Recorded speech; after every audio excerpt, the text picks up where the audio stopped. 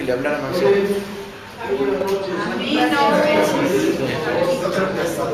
A mí 2 veces. Bien, la pregunta es, ¿quién financió esa campaña?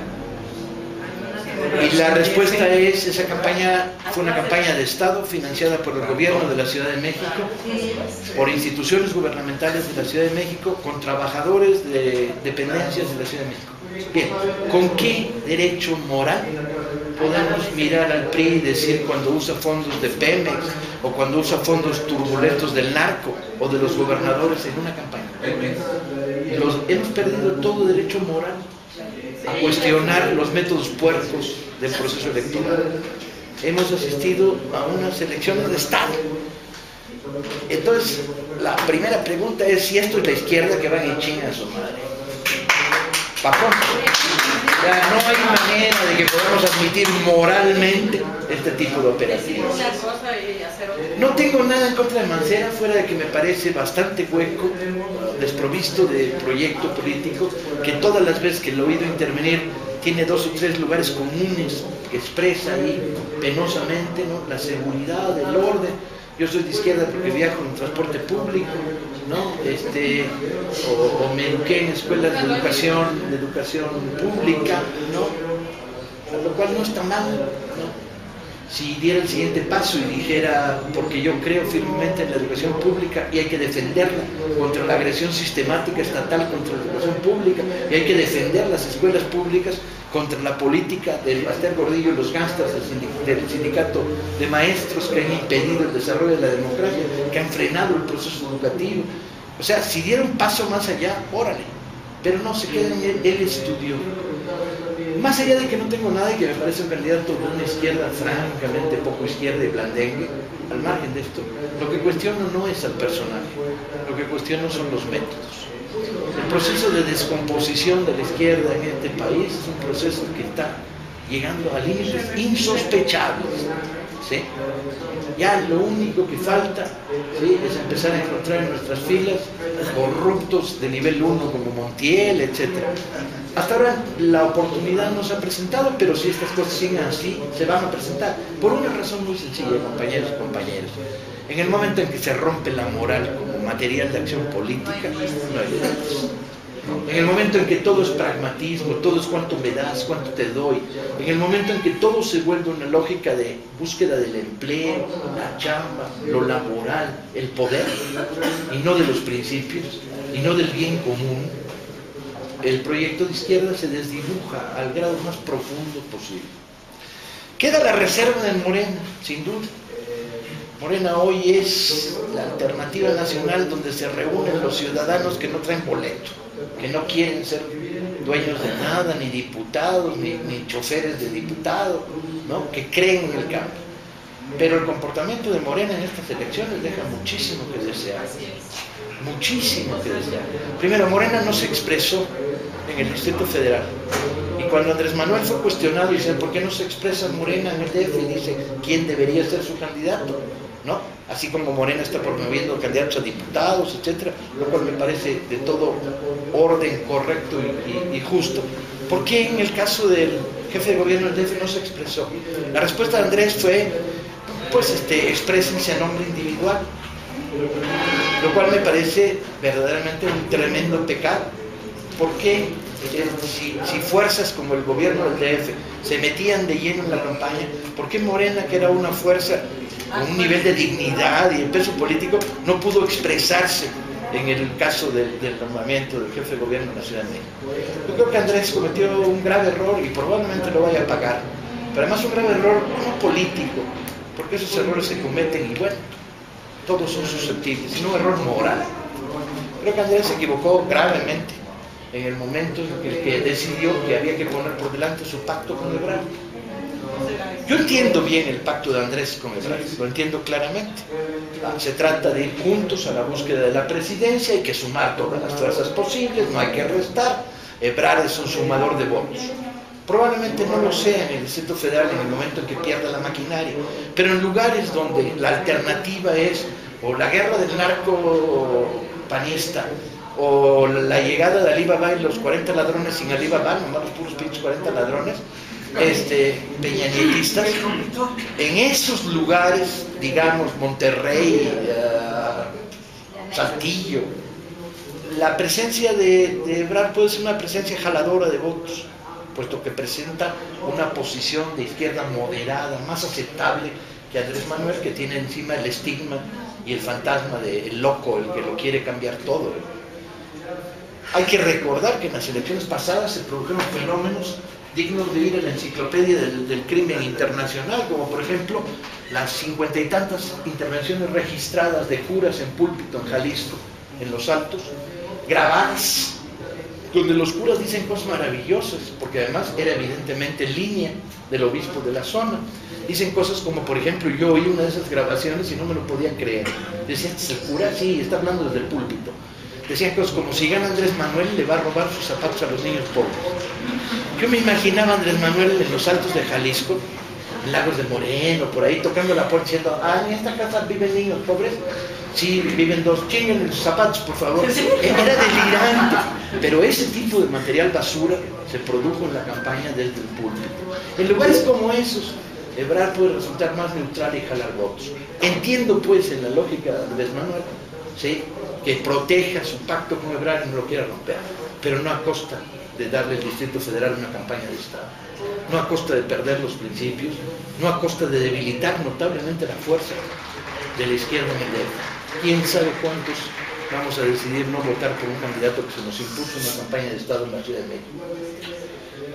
¿Por qué? ¿Cómo hemos llegado a una situación como esta? Bien, la historia es compleja, sin duda, muy compleja.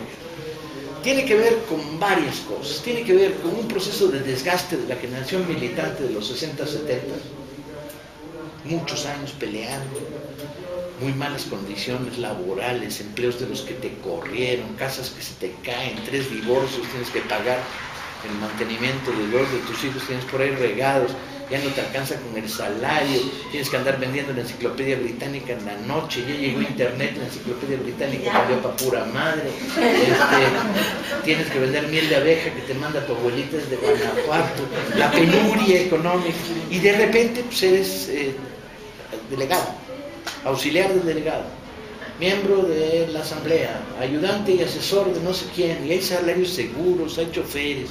Hay un proceso de degradación económica en nuestra izquierda, de una generación de militantes quemada y desgastada por el paso del tiempo. ¿Lo justifico? Ni madres. Los principios no se ven. ¿Lo explico? Sí, hay que explicarlo, hay que saber qué pasó. Pero hay un proceso que es todavía más perverso, que es el proceso de la degradación burocrática. El PRD, en la medida en que accedió al poder en algunas partes del país, construyó toda una estructura laborista, pero no en el sentido laborista inglés, sino en el sentido laborista de Bejarano, que es la versión Bejarano del laborismo inglés, que es no una política socialdemócrata, no, sino una política de reparto de empleo, que está basada en la construcción del poder sobre la base del reparto de empleo. Yo te doy 5 empleos, tú me debes fidelidad política y voy creando unas cadenas de reparto de empleo. El fenómeno vino acompañado de otro fenómeno igual de pernicioso, que es la base social perredista en un 50 o 60% eran movimientos peticionarios, movimientos urbanos o suburbanos ligados a la petición de tierra para vivienda, agua. En la medida en la que este proceso se fue ganando, se obtuvieron las viviendas, los cuadros dirigentes, o una parte de ellos, los cuadros medios del aparato perredista, se transformaron en gestores, ya no en dirigentes de acción política, sino en conseguidores. Vete a ver al licenciado no sé qué, pásate 8 horas de asamblea, y se profesionalizaron. Y ese desgaste en la vida cotidiana produjo un desgaste político y un cansancio, pero además produjo una relación corporativa muy envenenada, que es, yo tengo dentro del partido la fuerza que me da la gente que tengo pidiendo cosas detrás de mí. Voy a la anécdota para ilustrar lo que estoy diciendo. Hace 10 años participé en unas elecciones internas del PRD para el Consejo Estatal. yo dije, bueno, pues, voy por la colonia, por la Cuauhtémoc, entre los que me leen y los que me conocen, pues ya chingué. Además, todos los que me leen son de izquierda, o sea que no hay mucha bronca. No voy a hacer campaña, ¿no? ¿En dónde además hago campaña? Me enfrenté a un personaje verdaderamente maravilloso, digno de salir en una de mis novelas. Se llama el Negro Contreras. No sé si alguien lo conoce. ¿Tú lo conoces? Sí. Un personaje al que yo conocí en el comité del DF, porque se chingaba las galletas de las reuniones, hasta que el comité decidió no poner galletas. Él no era miembro del comité, pero llegaba un cuarto de hora antes de la reunión y se chingaba las galletas. Entonces decidimos no poner galletas y dejó de asistir antes de la reunión. Este cuate basa su poder, a mí hasta simpático me cae, porque es un pillastre, pues, ¿no? Pillastre de izquierda. Incluso debe tener una historia de lucha, no debe ser un huevón ahí salido de la nada, debe haber tenido una pequeña historia de lucha en su pasado, ¿no? Bueno, tiene su poder en que está gestionando 3 proyectos habitacionales en la colonia Cuauhtémoc. Estos proyectos habitacionales, que fueron producto de luchas que se consiguieron, tienen detrás a 400 familias. Solamente hay casas para 82 familias, pero hay 400 peticionarios que están pagando sus cuotas, haciendo cola. Cuando se va el que está adelante, suben en la cola y se acercan a la posibilidad de tener vivienda. Cuando se produjeron las elecciones, la votación se realizó en el Monumento a la Revolución, y de repente alguien me dijo, ¿ya viste lo que está llegando? Llegaban en camiones, rentados por el propio Negro Contreras, y se bajaban de camión y iban hacia las cajitas de registro. Y entonces ahí decían, aquí es lo de la PRD, ¿no? Y traían anotado en la mano por quién tenían que votar. Entonces ahí leían, anotado. Perdí por 382 votos a 140. Tengo 140 lectores fieles perredistas en aquella época. Ahora debe haber crecido, aunque las fuerzas del Negro Contreras me deben seguir vapuleando, se me vuelvo a presentar. Esta estructura corporativa de tú me debes, tú tienes que conseguirme, tú estás bajo mi control político mientras yo te consigo, ¿no? Ha proliferado a lo largo y ancho de todo el aparato perredista. En algunos lugares la descomposición ha llegado a grados verdaderamente notables. O sea, se perdieron las bases y quedó una pequeña burocracia. En Aguascalientes el PRD, de haber tenido 14,000 miembros, tiene 250, de los cuales 200 son burócratas en diferentes niveles, o del aparato del partido, o de los 3 ediles que tienen en algunos municipios, etcétera, o son los primos pendejos de ellos, que están esperando a que ellos se mueran para sentarse en la silla. Ese es el aparato partidario. Además está dividido en 4 facciones que se pelean todo el día. Yo recuerdo muy bien una anécdota que retrataba el tipo de partido que se había venido construyendo desde la izquierda. Había elecciones en Puebla, Manuel Bartlett era gobernador priista en aquel momento. Y Bartlett le dijeron, oye, pues tenemos peligro en 3 municipios donde puede ganar el PRD. Y Bartlett dijo, ¿cuántas corrientes tiene el PRD en Puebla? Le dijeron 3, los chuchos, los cívicos, los no sé qué. Pero bueno, vamos a regalarles 2 camionetas. Mientras se pelean para ver quién se queda con ellas, los paralizamos durante 1 mes y medio y nos chingamos las elecciones. Yo no sé si es cierta la anécdota, pero creo que sí es cierta. ¿Sí? Porque las camionetas sí se las regalaron, yo las vi después, las camionetas que le regaló el gobierno del estado al partido, y la anécdota parece tener visos de absoluta certeza. ¿Por qué este proceso? ¿Es todo el PRD así? No, para mí, no, para nada. Hay un montón de gente decente, comités de base, luchadores hasta la muerte, gente organizada, respetable, un montón, pero un montón, cuadros medios honestos, cuadros de dirección honestos, un montón, pero están atrapados en un aparato que ha perdido la formación ideológica. ¿Hace cuánto que no se trabaja en formación en el PRD? El poco trabajo que se ha hecho se hizo en el DF, y porque lo hizo la Brigada para Leer en Libertad, en combinación con 2 cuates a toda madre del front. Manuel Oropesa en la dirección del partido y Roberto Rico en el instituto. Si no hubiera sido por eso, cero trabajo de formación. Y eso en el DF, en otros lugares ni conocen la palabra. No hay trabajo de debate, no hay sensibilidad respecto a las luchas sociales. Lo único que calienta el aparato del partido son los procesos electorales.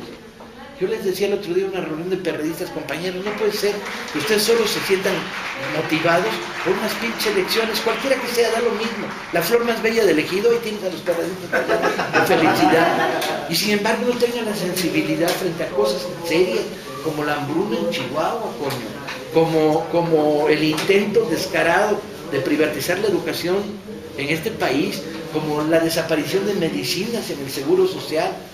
O sea, que no haya sensibilidad para lo que nos hizo, para lo que somos. Y entonces este proceso de descomposición va creciendo y va creciendo y va creciendo y se va extendiendo. Y resulta cada vez más difícil ir a la contra dentro del aparato perredista. En otras cosas porque ya está enquistado, ¿sí? Las tribus reparten la frase de Bejarano de cuántas canicas traes como material para tomar decisiones, para ver quién decide cuánto toca, cuántos van al comité, quiénes se quedan, es claro. A la perversión se suma el fenómeno del gobierno en la Ciudad de México. Cuando Cuauhtémoc Cárdenas entró a gobernar esta ciudad, había una verdadera mística en los miles de personas que entraron con él a gobernar, mística de cambio. Y se encontraron con uno de los aparatos más perversos que haya inventado el ser humano, que era el aparato de la normatividad, el aparato de la burocracia extrema, el aparato de las reglas y las reglas de las reglas y la descomposición absoluta por abajo, ¿sí? Un personal al servicio del gobierno del Estado que en un 90% no servía a nadie, que ejercía burocráticamente su función y cuya palabra favorita es no. Usted llega a una ventanilla y hay un güey enfrente, una pendeja enfrente que te dirá, antes de que abras la boca, no hay, no se puede. Y le dice, ¿no se puede qué? No se puede, no hay. Esta actitud, que es verdaderamente enfermiza, dominaba el aparato priista por todos lados. Pero además la normatividad era muy curiosa. Se habían creado candados para todos, supuestamente para impedir la corrupción. Pero lo que habían logrado es, impides la corrupción a nivel bajo y elevas el nivel para resolver. Si en la ventanilla no te resuelven, el jefe acepta mordida, ¿no? Entonces, la lógica priista había sido repletar el aparato del Estado de candados para favorecer una corrupción de segundo piso, con la que operaron toda su vida y que era su gloria. Cuando el gobierno de Cuauhtémoc entró, trató y se hicieron un montón de cosas. La legalización de la cabeza de Juárez, 10,000 familias tuvieron tierra en esta ciudad, pero no destruyó el aparato priista. Trotsky, en un momento de su más afortunada revisión ideológica, decía, hablando de los diputados de la Duma, el Parlamento ruso, ¿quién es dueño de qué? ¿El diputado es dueño de la silla que se sienta o la silla es la dueña del diputado? Es una frase muy maligna si la pensamos cuidadosamente, pero absolutamente cierta. Llega un momento en que la silla manda y no el que está sentado en ella. Y a lo largo de estos años de gobierno de DF me he encontrado las más insospechadas situaciones, como enfrentarme a un delegado para decirle, una pregunta, me estás diciendo que lo que te propongo no se puede hacer porque la norma lo impide. Entre la justicia y la norma, ¿tú de qué lado estás? No, pues pues de la justicia, pero hay que acatar la norma. Y entonces resulta que acatando la norma, en una casa de la cultura de esta delegación, un grupo de rock no podía ensayar si no pagaba. Porque las casas de la cultura en todas las delegaciones de esta ciudad están normadas con la lógica de los panteones, los baños públicos y los deportivos. Tienen el mismo reglamento, que se llama el reglamento de autogenerados. De tal manera que tú puedes construir un curso de literatura siempre y cuando lleguen los alumnos, se inscriban y paguen, y el maestro cobre una parte de lo que se pague. Pero no tienes dinero para comprar focos. pero no puedes prestarle tu casa de la cultura a un joven pintor que está empezando porque tiene que pagar la renta del salón. O sea, el sentido original de las casas de cultura de barrio se perdía totalmente. ¿Y en qué se convirtieron? Pues vayan ustedes y revísenlas, incluida esta. Macramé, karate, chafa, bailes, ay, el que más me gusta es bailes orientales, está toda madre. La Casa de la Cultura Paco Ignacio Taibo, que lleva mi nombre. Tengo 3 casas de la cultura en esta ciudad que llevan mi nombre y prefiero no irles a visitar porque luego pasan cosas muy raras. Me recibieron con bailes orientales. Y está toda madre, porque eran chavas de barrio duro, en el profundo de la GAM, y habían encontrado en los bailes invitados una manera de expresar su sensualidad. Estaba toda madre. ¿Cuál era el problema? Que en esa Casa de la Cultura no podía hacerse un taller de videocine para formar videoastas amateurs que hicieran el registro de la lucha de la vida de la zona, porque solo se inscribían 5 y con eso no alcanzaba para pagar al maestro. Y entonces no había manera de que la casa pagara a ese maestro, porque en el régimen de autogenerados no podía disponer de los fondos. Pero la locura estaba en todos lados. En la Casa de la Cultura de la Colonia Condesa, el personal adscrito era muy raro. Era un policía en la puerta que le decía a la gente: ¿usted viene a clases? No, no puede pasar. A una Casa de la Cultura. Entonces vas y le dices al policía: mira, manito, tu misión aquí es impedir que alguien salga cargando una pinche computadora, no de que alguien entre. Que entre todo el mundo, ¿sí? Y el que no va a una clase, pues que se quede aquí viendo la exposición que hay, usando la biblioteca que hay ahí adentro, ¿sí? No, pero no, es que luego viene la gente y no tiene nada que hacer, y a ti te vale, güey, allá al final te explica, a ti te vale, tú no tienes nada que hacer y estás aquí cobrando un sueldo, ¿no? Hazte para allá, quítate de la pinche puerta que espanta, ¿no? Pero la cosa no terminaba ahí. El policía era un síntoma simbólico del tipo de construcción organizativa que la izquierda había logrado en la Ciudad de México. Resulta que las clases fundamentales eran eso: macramé, costura, peluquería, karate, un poco de danza. Tenían un grupo de danza folclórica francamente bueno, que había creado un maestro joven, y tenían alumnos para aventar para arriba, pero no podían tener literatura, no sé. Bueno, tomada la dirección por una gente decente de izquierda, pues, pero lo primero que hizo fue al policía mandarlo para otro lado. Le dijo: vete a cuidar la pinche esquina, sácate de aquí que espantas al personal, quitarle los candados a las puertas y abrirlas totalmente. Pero además de eso, bueno, pues un poco tratar de cambiar la inercia y la lógica. Pero cuando estaba en esas, descubrió que había una biblioteca que tenía los libros en anaqueles, pero con candado, para que no se los roben. ¿Y quién tiene la llave? ¿Quién sabe? Ya se había perdido hacía como un año. O sea, había un libro club que no funcionaba porque los libros estaban encerrados en anaqueles con candado. Y no solo eso, el momento crucial de la experiencia de esta pequeña Casa de la Cultura fue el momento en que le preguntaron a un señor que estaba ahí y hacía labores de jardinería.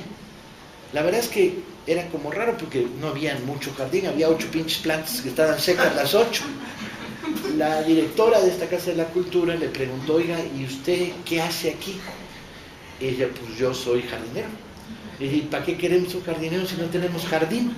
Dice: no, si revisa bien la nómina verá que yo tengo plaza de chofer. Y le dice: chinga, pero si no tenemos coche y no tenemos camión en esta Casa de la Cultura, ¿para qué queremos un chofer? Que no, pues que era la que había, ¿no? Ok, o sea, tenías un jardinero que no era jardinero en un lugar donde no había jardín, pero tenía plaza de chofer, y en un lugar donde no había carro, automóvil ni camión. Pero no termina ahí. La pregunta clave fue en el momento en que le dijeron: oye, pues lleva en el carro de la directora, llévate. Y dice: no, pues no sé manejar.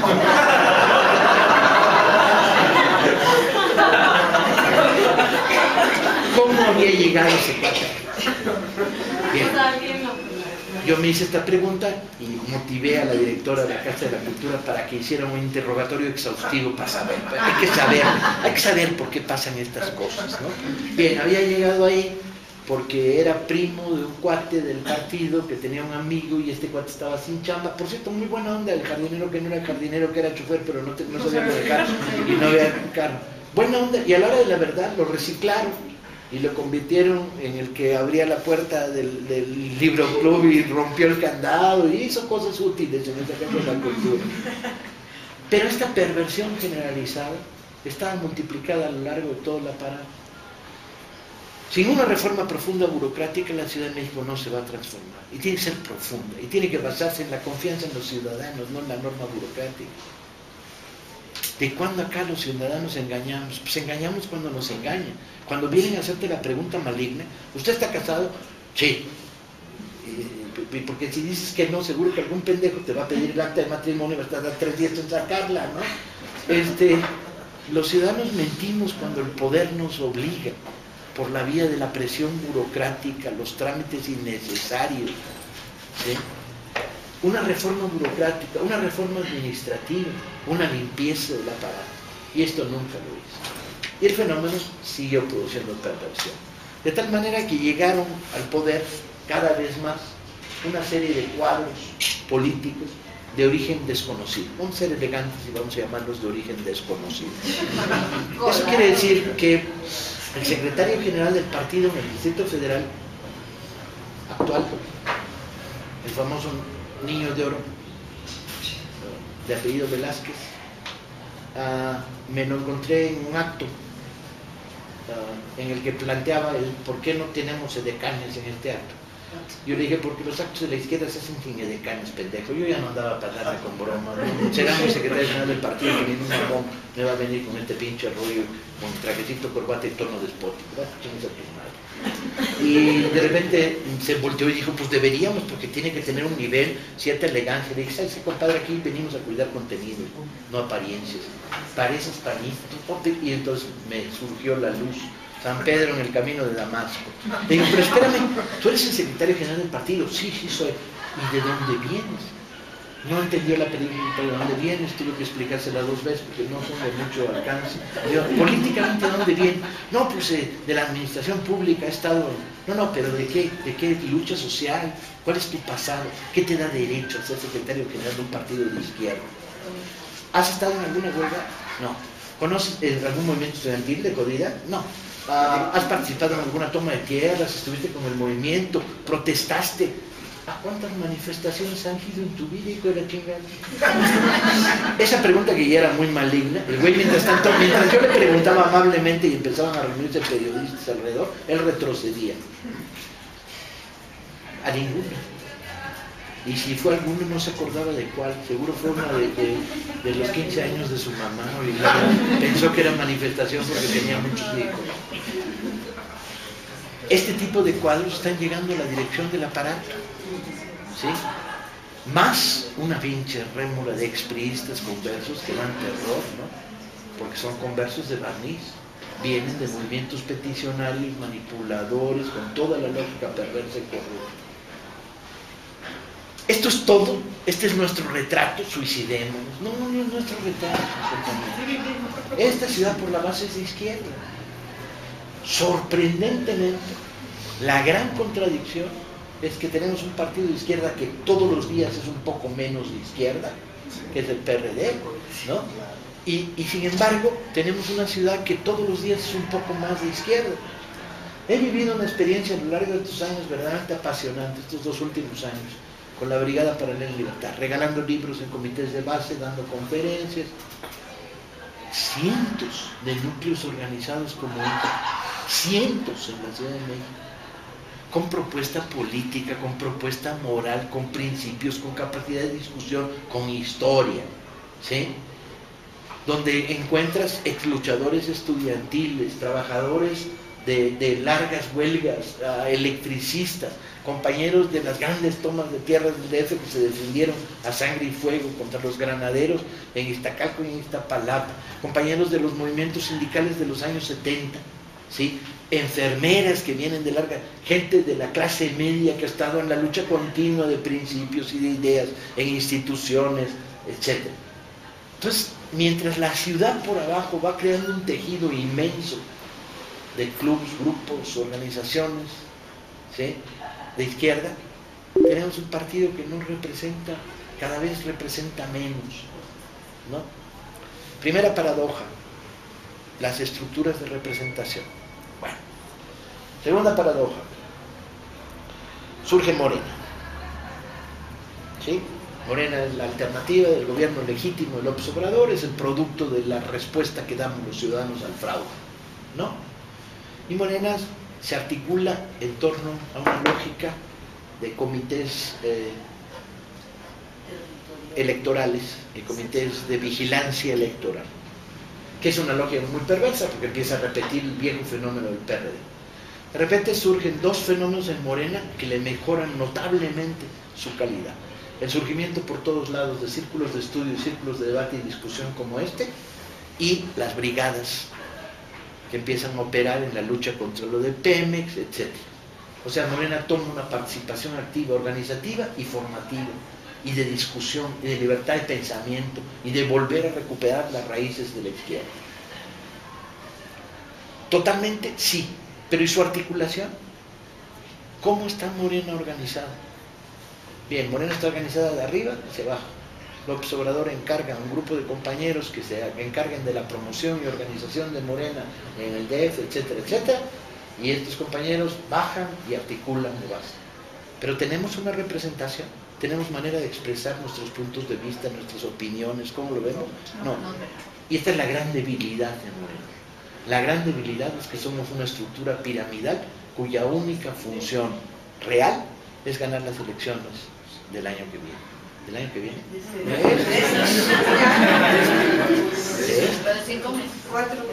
Yo les hago una pregunta, que es una pregunta esencial. ¿Ganamos las elecciones? Ni lo dudes. Ni lo dudo, ganamos las elecciones.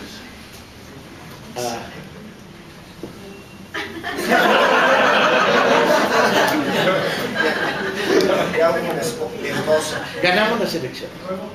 2 días después, en Los Pinos, López Obrador se tiene que reunir con Slim, Sedvige, los capitanes de la industria mexicana, que le llegan a decir: bájale a tu pinche cohete, güey. Aquí el poder real en este país somos nosotros. Y abusado porque nos llevamos las fábricas a Guatemala. Y no antes con mamá. Si ese mismo día, a esa misma hora, no tenemos 2 millones de mexicanos en la calle diciendo: López, chíngatelos.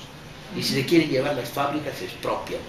Y si te amenazan con que te cierren la Urrera, creamos una red de cooperativas a lo largo de todo el país y nos libramos de ellos una vez y para siempre. Huevos, López. Huevos. Si ese mismo día no estamos 2 millones de mexicanos en la calle, no hay López Obrador que aguante. No hay caudillo que resista la presión de los elementos fácticos de una sociedad pervertida que ha sido construida por años de priismo panismo. Entonces, ¿qué tenemos que hacer de Morena? No, tenemos que hacer verdaderamente un movimiento de nuevo tipo, con representación democrática, con capacidad de acción, con capacidad de decisión, que fortalezca no solo el proceso electoral y la intervención en el proceso electoral, sino la permanente solidaridad con la lucha social. Las elecciones son un espacio no para poner candidatos, para poner propuestas, para poner solidaridades. Tenemos que ir a las elecciones diciendo todos los días en voz alta: chingue su madre el Baster Gordillo y el intento de asesinar a los procesos democráticos. Esa bruja es una asesina comprobada. Hay que defender a la sección 9 y a la 11 de los ataques y a los maestros de Oaxaca. Eso es elector, eso es un proceso electoral. Llevar los contenidos al debate electoral. Tenemos que salir al debate electoral diciendo que se acabe la guerra. Ni un día más de la guerra criminal iniciada por Calderón. Si los gringos quieren guerra, que la hagan ellos, ¿sí? No nosotros. Ni un día más de guerra. Y tenemos que salir al proceso electoral, no a decir: votemos por López porque es el más menor, es el más simpático, es tabasqueño. Argumento que a mí no me parece de peso para votar por él, pero bueno. Porque tuvo una novia tabasqueña y puta madre,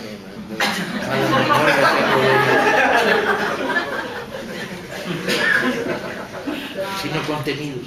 Tenemos que ir a las elecciones repletándolas de contenidos. Tenemos que ir a las elecciones diciendo cómo queremos nuestras ciudades, cómo queremos nuestro país, ¿sí? Y tenemos que construir una estructura democrática de Morena que tenga representatividad, que la dirección sea la suma de las pequeñas direcciones de los clubes, los grupos, las brigadas. Y tenemos que dejar todo el viejo sectarismo de la izquierda de lado, Que hay dos propuestas, adelante, que se practiquen las dos en lugar de pasar los 3 días discutiendo y 2 votando, ¿no? Adelante, que se exprese por 1000 caminos la imaginación y la energía de una sociedad que tiene esa imaginación y esa energía y lo ha aprobado plenamente. Si logramos hacer esto, vamos a convertir a Morena en el instrumento del cambio, no solo en el instrumento de la victoria electoral. Las próximas elecciones pueden ser la tumba del PRD, ¿sí? La descomposición de los restos de un aparato, ¿sí? Hay que votar por López, pero no hay que votar por el PRD a nivel nacional, porque si no estamos reivindicando la burocracia de los chuchos y dándoles más poder. Voten por quien quiera, voten por el PT, voten por los marcianos de Convergencia. ¿Por qué marcianos de Morena? Porque nunca sé qué traen en mente. Me los encuentro y les pregunto, ¿ustedes qué propuesta tienen? Y mientras se ponen así como para enunciarles, ya pasaron media hora entonces sigo adelante. Y construyamos en el aparato del cambio. ¿Tiene perspectivas la izquierda en este país? Sí, este país, por lo menos estas ciudades de izquierda y una parte del país, la parte profunda de este país también lo es. Es un país que dice orgullosamente peleamos, que dice estamos hasta la madre, que dice lo que no queremos. Pero hemos creado estructuras que no son nuestras. Los ciudadanos no tenemos el poder en estas estructuras. Tenemos que reconstruir lentamente el aparato del poder. Compañeros, tenemos un doble reto, lo cual lo hace más divertido y más difícil, que es ganar las elecciones del 2012, ¿sí? Y crear una alternativa a lo que nos presenta como los 2 grandes peligros para la nación: la continuidad del panismo mocho, reaccionario, conservador, pinche y chafa, la narcoburguesía, ¿sí? Y la continuidad de la guerra, que en el DF ustedes no la viven, pero hijo de la guayaba, vayas a Juárez 2 días. El ambiente y las tensiones en Monterrey, en Tampico, está de la chingada, pero de la chingada, todo Tamaulipas. Hay que pararlos. O la llegada del PRI, que a mí me da más miedo todavía. El PRI regresa como un abanderado que es el retrato de una propuesta, no en sí mismo, porque Peña Nieto es el más pendejo de todos los candidatos pendejos que ha habido en la presidencia en los últimos años. Empiezo a tener comparaciones con Fox y gana Fox, imagínense. La última de Peña Nieto la tengo recortada porque me parece fascinante, no ha hecho mucho ruido, pero es bien bonita. Tuvo un meeting en Yucatán y dijo: las profecías mayas auguran un cambio profundo en México para el 2012. Ese cambio es la victoria del PRI. ¿A qué horas este güey habla con los mayas antiguos? ¿Los mayas antiguos eran priistas? Me pareció otro más de los brillantes intervenciones de Peña Nieto. Se dice de Peña Nieto 3 cosas y se las cuento para que las cuenten, porque el humor es un instrumento de lucha, compañeros. La primera que se dice es: su comité de campaña le acaba de dar una consigna, se la escribieron en un cartelón grande y se la pusieron en la almohada para que la lea todas las noches y no se lo olvide. La consigna dice: pendejo, si ves un micrófono, aléjate. La segunda que me contaron, que es bien bonita, es que cuando Televisa inventó a Peña Nieto con la ayuda de Salinas y de Montiel y del grupo Atlacomulco, ¿no? Cuando inventaron a Peña Nieto, Televisa le puso lo que llaman un think tank. Un think tank. Que en lenguaje de humanos quiere decir una especie de grupo de trabajo pensante, ¿no? Pero en Televisa no son humanos, como todos ustedes saben, no dan para hablar lenguaje humano. Entonces el grupo de trabajo pensante era el que lo conducía un poco, le escribía los discursos. Pero en diciembre se fueron de putas a Tailandia y lo dejaron solo en la Feria del Libro de Guadalajara y de ahí para el Real. Después del primer desmadre no se atreven a regresar, entonces he ahí de aquí los profundos deslices de Peña Nieto en esos últimos meses. La tercera que me contaron es bien bonita, que es que su campaña le dijo a un camarada que es zapatista, pero está clandestino. Bien, ¿qué es Peña Nieto? Peña Nieto es la vocación de la revancha de un grupo que ha vivido toda su vida en torno a la filosofía del poder y que tienen una copia de la Constitución que se hicieron ellos la empezó a escribir Calles y Salinas la guardó en uno de los cajones de Los Pinos, cajón que todavía Calderón no encuentra, muy pendejo, no saben. Le pusieron la Constitución priista. La Constitución priista dice, el poder soy yo y nadie va contra el poder. La Constitución priista dice, el autoritarismo es la clave de la supervivencia. La Constitución priista, en el capítulo 2, que se llama Uca Uca, el que lo encuentre se lo emboruca, dice, artículo 27, este es el año de Hidalgo, chingue su madre que deje algo. Es la Constitución que legitima el autoritarismo, la represión, la rapiña y la utilización del aparato del Estado para beneficios personales. Y detrás de sí están las fuerzas más negras que se han podido confrontar en la sociedad mexicana. Está el Baster Gordillo y el gangsterismo del sindicato de maestros, una de las fuerzas más perniciosas y enfermas de la sociedad. Está el grupo Tlacomulco, los Hank, Montiel y compañía, uno de los grupos que hizo del robo y del saqueo de la nación un verdadero arte de finura, ¿no? Está la más extraña de las alianzas, Televisa Canal 13, ¿no? Una alianza impensable hace años, pero que en torno a Peña Nieto se construye. Está el gran articulador de todo el proyecto, que es Carlos Salinas de Gortari, una especie de chupacabras mexicano que parece que tiene el don de la eternidad, pues no acaba nunca de desaparecer, maneja la media sombra, etc. Y tienen a un títere, a un niño bonito, pendejón, ¿no? De candidato. Con copete. Con copete. Compañeros calvos, son chingaderos. Si un güey con copete venga a decirnos cómo es la vida, hombre. ¿Y a qué vienen? Vienen al retorno, vienen a recuperar 2 sexenios sin haber podido meter plenamente la mano en los cajones. Vienen a reconstruir el Estado represivo. Vienen a pactar con el narco y a convertir el narco en paramilitarismo, a negociar el fin de la guerra, convirtiendo a los narcos en paramilitares de su servicio. Vienen a masacrar la disidencia social, ¿sí? Nos esperan, si gana la derecha, días de tremenda resistencia, sangre, sudor y lágrimas. Pero pongamos que no ganamos, y por eso me puse a dudar cuando dijiste vamos a ganar, porque me parecía muy importante pensar en vamos a ganar, pero también vamos a pensar en que no vamos a ganar. Y si no vamos a ganar, necesitamos a Morena más todavía. Más todavía. Necesitamos un fuertísimo movimiento social organizado que frene a los demonios y los detenga. ¿Sí? Y hoy los partidos no nos dan esto. Resumo. Pausa, disculpen, les molesto tantito. Es que dejó unos carteles ahí. Pase usted por ellos, joven. Ajá, pero no son de Regeneración, son los de Quiere Ser un Payaso. Y no sé si los tomaron. ¿Alguien tomó unos carteles del payaso? No, perdón. Por favor. Que sí. Gracias. No, gracias. Toda interrupción es bienvenida porque me permite dar un trago a la Coca-Cola. Gracias por esa nobleza. No hay cuidado. ¿Qué nos queda? Nos queda repensarnos. Yo me lleno de gasolina y de júbilo cada vez que vengo a una reunión como esta y me echo 7 por semana, 6, 5. ¿Sí? Te llenas de gasolina. Hay un México de ciudadanos honestos, gente decente, gente luchadora, simpáticos, chinga.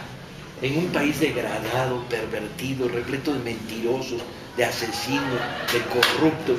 ¿Sí? ¿Qué nos queda? Decir nosotros somos la izquierda. Y decirlo claramente. Y construir un proceso en el cual nosotros somos la izquierda. La izquierda ciudadana, proletaria, estudiantil, intelectual. Mañana se crea Morena Cultura. Hemos estado trabajando fuerte. Si hay aquí gente del sector cultural, fotógrafos, diseñadores, trabajadores de museos, profesores de ciencias sociales, tocadores de marimba,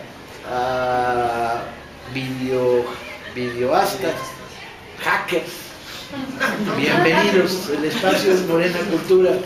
Vamos a intentar crear y darle este contenido.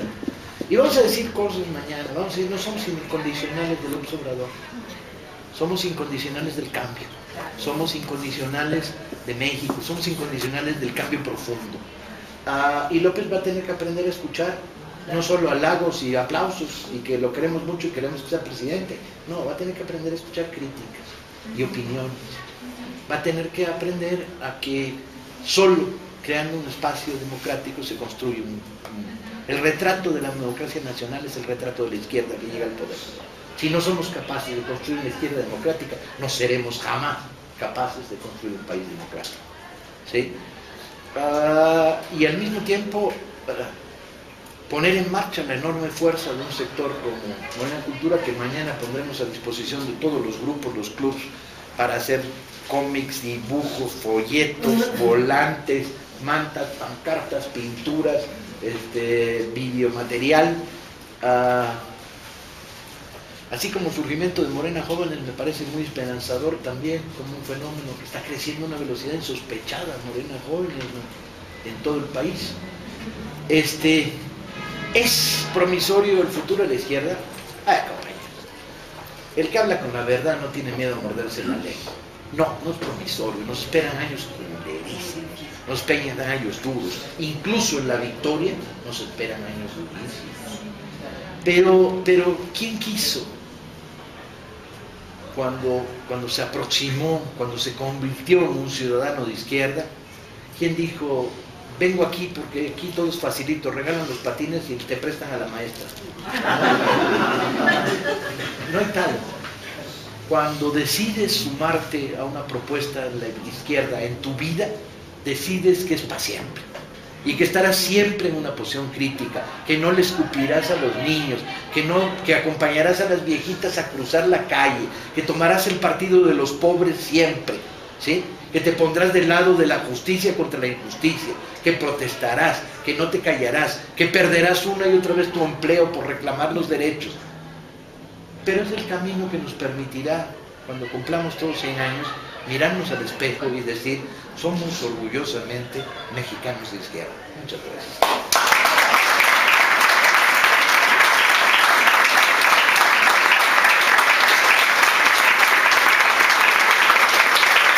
Queremos cosas peores, compañeros. En la comunicación la presión va a estar a peso. Y el mensaje que estamos mandando a los jóvenes comunicadores que están en todo el aparato informativo es: no acepten la censura. Si quieren censurar, que censuren ellos. Ustedes no se autocensuren. Porque si aceptamos la autocensura, entonces ya chingaron. ¿Sí? Entonces el mensaje es bien sencillo, que es: ustedes no se autocensuren. Y vamos reuniendo información. Yo creo que cada vez se va creando más capacidad de presión. El caso de Carmen fue sintomático, ¿sí? Por falta de ganas no les dieron el regreso, se lo dieron porque la presión popular fue grande. Entonces tenemos que proteger a los comunicadores democráticos que hoy hay en México, en todos los medios, pues son nuestras voces, o son voces independientes. Quería preguntar, la expectativa con los demás rivales del procurador que quedó ahorita electo por parte del PRD, ¿qué expectativas hay con la gordita Paredes y con la otra señora? Yo creo, y esto es especulativo, compañeros, no me hagan caso. Cualquier opinión desinformada es tan buena como la mía en este caso. Yo creo que el PRI y el PAN no tienen nada que hacer en la Ciudad de México. Creo. Pero el problema es que Mancera tampoco tiene mucho que hacer en la Ciudad de México. Y de tal manera que tenemos que crear en el proceso una campaña en la cual lo vayamos empujando a la izquierda. ¿Sí? Es bien importante.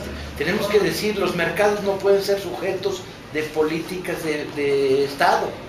Hay que mantener la independencia, las delegaciones no pueden ser. Todavía nos queda la batalla de las delegaciones. Se van a perder muchas y la burocracia se va a comer la mayoría de las delegaciones del DF, pero puede ser que ganemos algunas, la educación y la salud, ¿sí?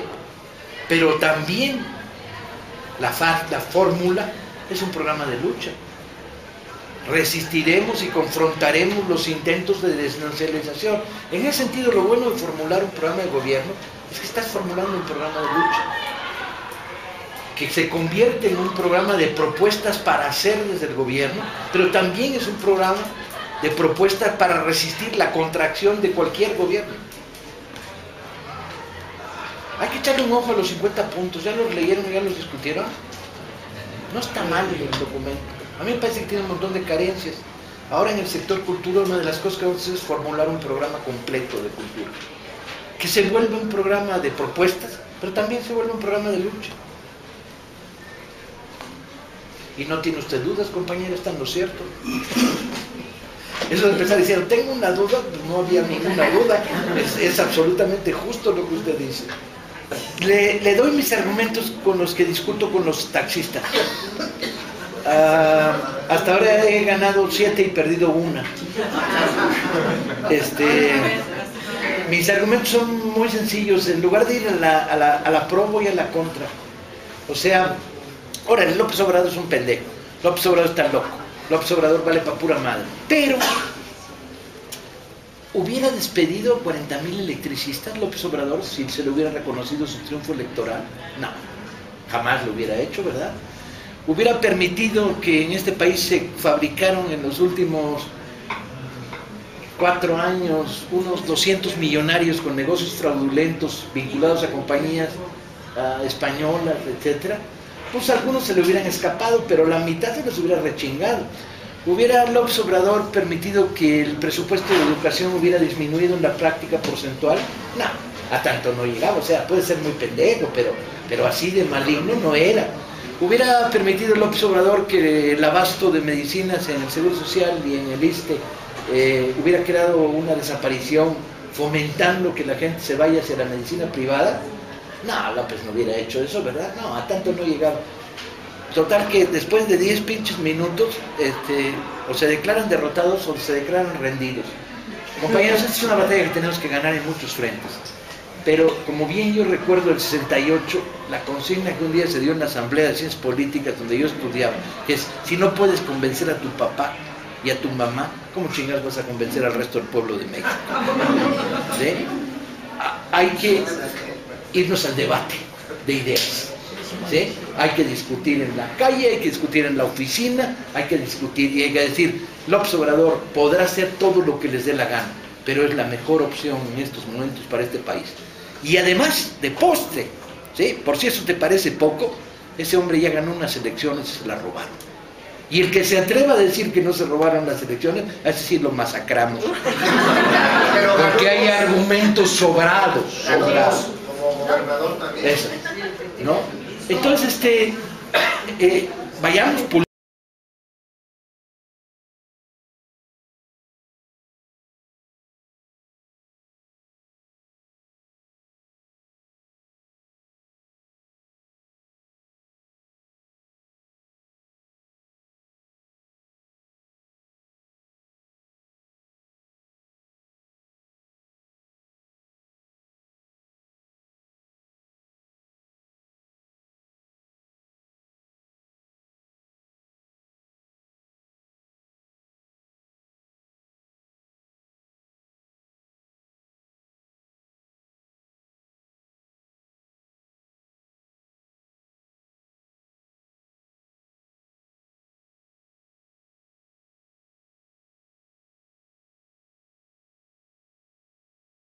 que le hablaran así.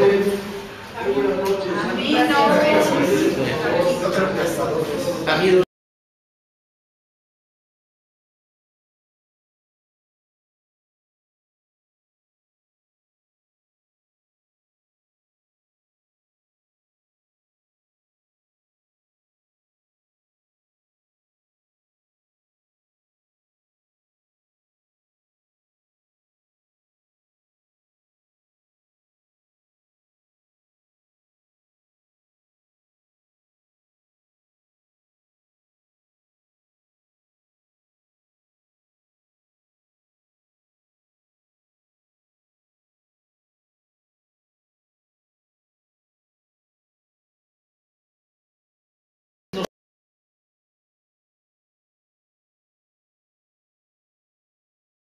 autocensura y vamos reuniendo información. Yo creo que cada vez se va creando